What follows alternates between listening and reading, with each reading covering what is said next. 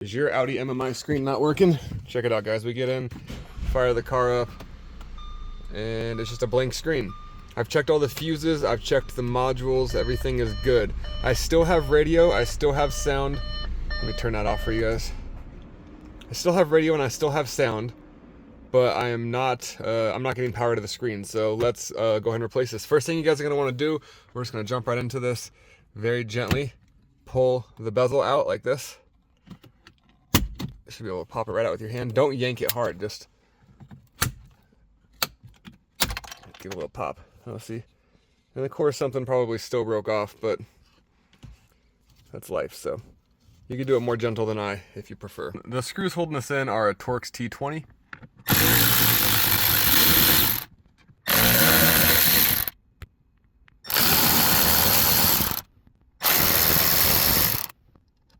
All right, now from here, the screen will pull right out.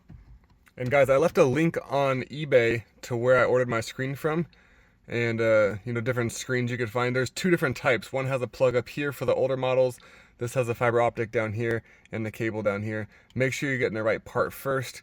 I don't 100% know this screen is bad, but this screen would turn on, it would turn off, it would randomly flicker. I just got to assume it's the screen at this point since everything else is good. So let's go ahead and get this disconnected here. Bear with me. It's challenging to do with one hand. All right, so we got that off. There's a little tab right here. Push this little tab in for the fiber optics.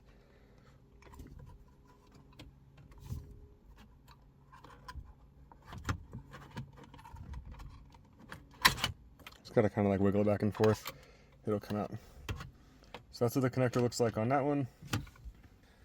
I did not buy a new screen, guys. I just bought this used off of eBay, obviously. Don't need to put all the money into a new screen. So it's gonna go right up like that, cool.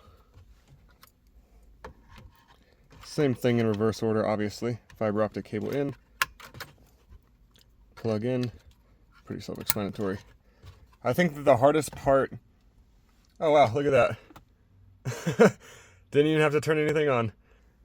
So we definitely got a bad screen here, guys. I didn't even turn anything on yet, and it popped right on. So that's actually relieving. I got this for about 50 bucks. I think the hardest part of this job is gonna be pulling out this bezel.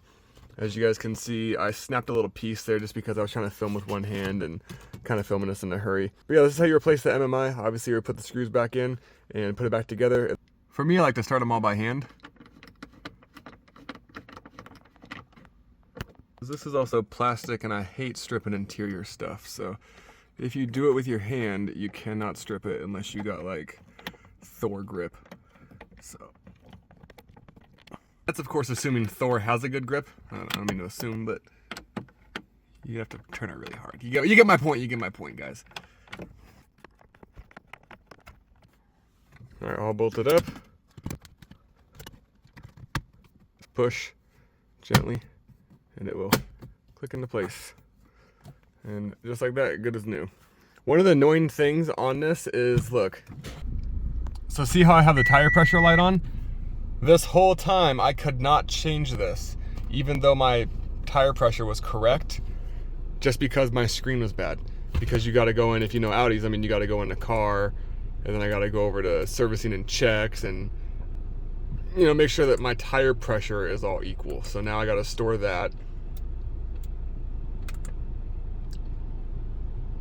Just to get this annoying light off. See? Now no more light.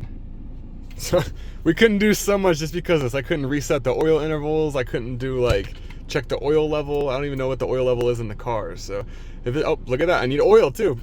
So this video helped you guys, man. Do me a favor and drop me a comment. Check out the links below I have for the screens posted for you guys. I make a small commission when you do. And check out my other playlist right up here. And I got all kinds of Audi Q5 content and other Audi content on the channel, guys. Thank you. Peace.